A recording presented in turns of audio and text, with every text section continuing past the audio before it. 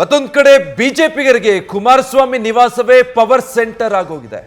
JDS ಜೊತೆಗೆ ಮೈತ್ರಿ ಬೆನ್ನಲ್ಲೇ ಒಂದು ರೀತಿಯ ಸಂಚಲನ ಸೃಷ್ಟಿ ಮಾಡಿದ್ದಾರೆ ಎಚ್ಡಿಕೆ.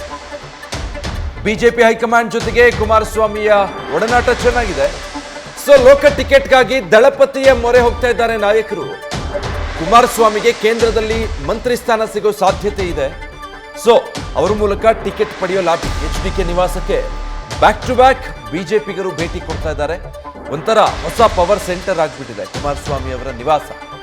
ಬಿಜೆಪಿ ಮತ್ತೆ ಜೆಡಿಎಸ್ ಹೊಂದಾಣಿಕೆ ಮಾಡಿಕೊಂಡ ನಂತರ ಮತ್ತೆ ಎಚ್ಡಿಕೆ ದೆಹಲಿಯ ನಾಯಕರು, ಬಿಜೆಪಿಯ ದೆಹಲಿಯ ನಾಯಕರ ಜೊತೆ ಒಳ್ಳೆ ಒಡನಾಟದಲ್ಲಿರೋದ್ರಿಂದ ಡೀಟೇಲ್ಸ್ ಕೊಡ್ತಾರೆ. ಗಣಪತಿ ಲೈವ್ ನಲ್ಲಿ ಜಾಯ್ನ್ ಆಗ್ತಾ ಇದ್ದಾರೆ.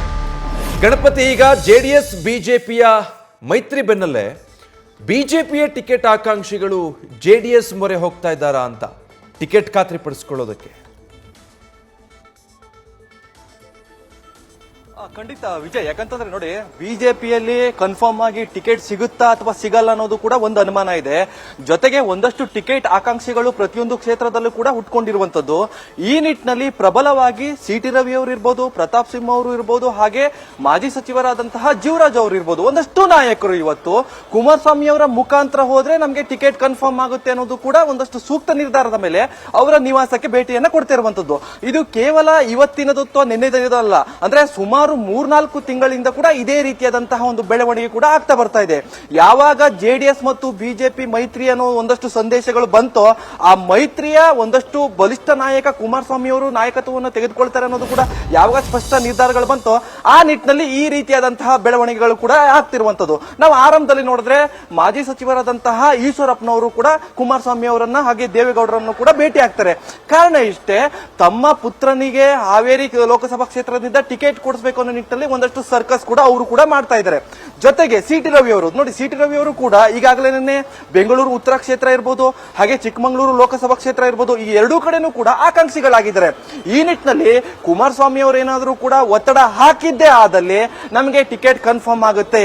ಈ ರೀತಿಯಾದಂತಹ ಬೆಳವಣಿಗೆಗಳು, ಚರ್ಚೆಗಳು ಕೂಡ ಆಗ್ತಾ ಇದೆ. ಇನ್ನೋರ್ವ ಹಾಲಿ ಸಂಸದರಾದಂತಹ ಪ್ರತಾಪ್ ಸಿಂಹ ಅವರು ನೋಡಿ, ಪ್ರತಾಪ್ ಸಿಂಹ ಅವರು ಮೈಸೂರು ಹಾಗೂ ಕೊಡಗು ಜಿಲ್ಲೆಯ ಸಂಸದರು. ಅವರಿಗೂ ಕೂಡ ಈ ಬಾರಿಯ ಟಿಕೆಟ್ ಸಿಗುತ್ತಾ ಸಿಗಲ್ಲ ಅನ್ನೋದು ಕೂಡ ಒಂದಷ್ಟು 50-50 ಆಗಿರೋದ್ರಿಂದ ಈ ನಿಟ್ಟಿನಲ್ಲಿ ಪ್ರತಾಪ್ ಸಿಂಹ ಅವರು ಕೂಡ ನೇರವಾಗಿ ಕುಮಾರಸ್ವಾಮಿ ಅವರನ್ನ ಭೇಟಿ ಮಾಡಿ ಒಂದಷ್ಟು ರಾಜಕೀಯ ಚರ್ಚೆ, ಒಂದಷ್ಟು ಟಿಕೆಟ್ಗೋಸ್ಕರ ಚರ್ಚೆ, ಈ ರೀತಿಯಾದಂತಹ ಬೆಳವಣಿಗೆ ಕೂಡ ಆಗ್ತಿರುವಂತದ್ದು. ಇನ್ನೂ ಪ್ರಮುಖವಾಗಿ ಹೇಳ್ಬೇಕಂತಂದ್ರೆ ನೋಡಿ, ಇತ್ತೀಚಿನ ಬೆಳವಣಿಗೆಗಳು ಗಮನಿಸಿದಾಗ ಕುಮಾರಸ್ವಾಮಿ ಅವರಿಗೆ ಕೇಂದ್ರದಲ್ಲಿ ಒಂದು ಮಂತ್ರಿ ಸ್ಥಾನ ಸಿಗುತ್ತೆ ಅನ್ನೋದು ಕೂಡ ಒಂದಷ್ಟು ಚರ್ಚೆ ಆಗ್ತಿದೆ. ಹೀಗಾಗಿ ರಾಜ್ಯ ಬಿಜೆಪಿ ನಾಯಕರ ಒಂದಷ್ಟು ಬಲಿಷ್ಠ ನಾಯಕರ ಹೊರತಾಗಿ ಇವತ್ತು ಜೆಡಿಎಸ್ ನಾಯಕರ ಮನೆ ಬಾಗಿಲಿಗೆ, ಜೆಡಿಎಸ್ ನಾಯಕರ ಮನೆ ಅಂದ್ರೆ ಬಿಡದಿಯಲ್ಲಿ ಕೂಡ ಒಂದಷ್ಟು ಬಿಜೆಪಿ ನಾಯಕರಿಗೆ ಪವರ್ ಸೆಂಟರ್ ರೀತಿಯಿಂದ ಆಗಿರುವಂತದ್ದು. ಹೀಗಾಗಿ ಎಲ್ಲಾ ನಾಯಕರು ಕೂಡ ಸಾಲಾಗಿ ಅಂದ್ರೆ ಬ್ಯಾಕ್ ಟು ಬ್ಯಾಕ್ ನಾವು ನೋಡಬಹುದು. ಹರ್ತಾಳ್ ಹಾಲಪ್ಪ ಅವರು ಇರ್ಬೋದು, ಜೀವರಾಜ್ ಅವರು ಇರ್ಬೋದು, ಸಿ.ಟಿ. ರವಿ ಅವರು ಇರ್ಬೋದು, ಅನೇಕ ನಾಯಕರು ಇವತ್ತು ಬಿಡದಿಯಲ್ಲಿ ಕುಮಾರಸ್ವಾಮಿ ಅವರನ್ನ ಭೇಟಿಯಾಗಿ ಒಂದಷ್ಟು ರಾಜಕೀಯ ವಿಚಾರಗಳನ್ನ ಚರ್ಚೆ ಕೂಡ ಮಾಡ್ತಾ ಇರುವಂತದ್ದು. ಒಂದು ಲಾಸ್ಟ್ ಪಾಯಿಂಟ್ ಆಡ್ ಮಾಡೋದಾದ್ರೆ ನೋಡಿ, ಇತ್ತೀಚೆಗೆ ಬಿಜೆಪಿಯ ರಾಜ್ಯಾಧ್ಯಕ್ಷ ಹಾಗೆ ವಿಪಕ್ಷ ನಾಯಕರ ಆಯ್ಕೆ ಕೂಡ ಆಯ್ತು.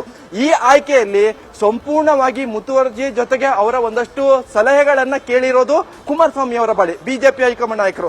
ಹೀಗಾಗಿ ಹೆಚ್ಚಾಗಿ ಒಡನಾಟ ಇರೋದ್ರಿಂದ ಕುಮಾರಸ್ವಾಮಿ ಅವರೇ ನಮಗೆ ಸೂಕ್ತ ಅನ್ನೋ ನಿಟ್ಟಿನಲ್ಲಿ ಬಿಜೆಪಿಯ ಅನೇಕ ನಾಯಕರು ಇವತ್ತು ಬಿಡದಿ ನಿವಾಸಕ್ಕೆ ಭೇಟಿ ನೀಡಿ ಕುಮಾರಸ್ವಾಮಿ ಮೂಲಕ ಒತ್ತಡವನ್ನ ಹೇರ್ತಾ ಇರುವಂತದ್ದು. Vijay, thank you Ganapathi. News first, ನಿರ್ಭೀತಿಯಿಂದ ನಿಮ್ಮ ಪರವಾಗಿ.